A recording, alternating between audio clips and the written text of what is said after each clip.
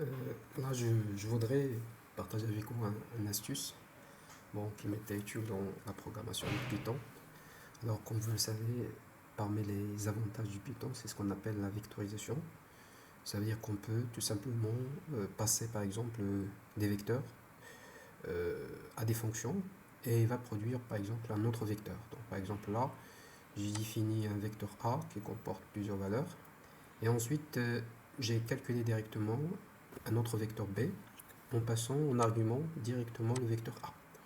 Alors là, c'est une technique qui permet d'optimiser le programme parce que là, dans notre programme, on sera obligé de créer une boucle qui va permettre de parcourir l'ensemble des éléments du vecteur A et à chaque fois, il va calculer le vecteur B, donc avec une boucle for, donc for it ou... Alors là, dans Python, bien sûr, c'est un atout qui est bien sûr connu par tout le monde.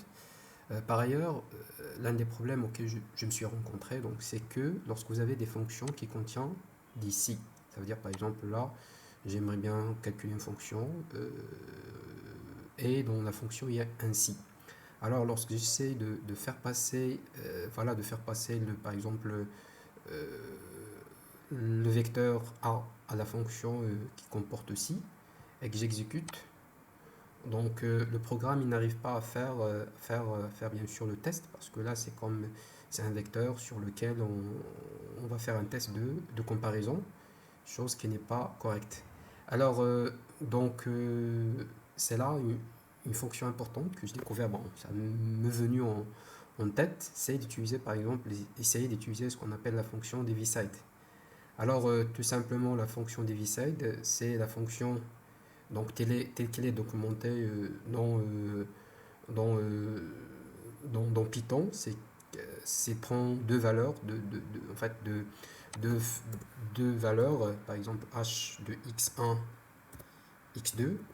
Alors la fonction il renvoie 0 si x1 est inférieur à 0.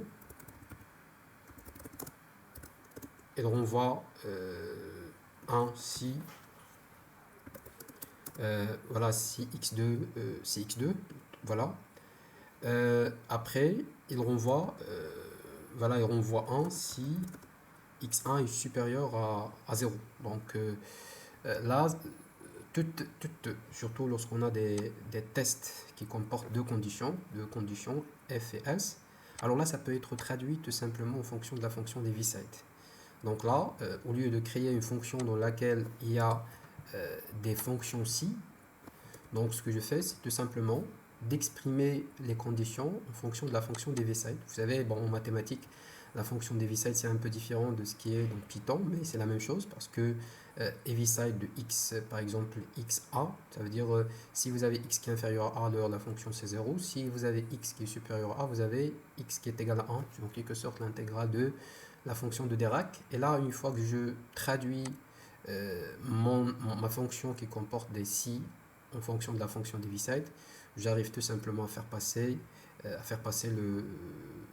fait, à faire passer là, j'arrive à faire passer un vecteur à la fonction, et lorsque j'exécute, bien sûr, j'ai ma fonction b, qui est bien sûr que j'arrive finalement à calculer, même s'il comporte une condition, donc je peux tracer par la suite.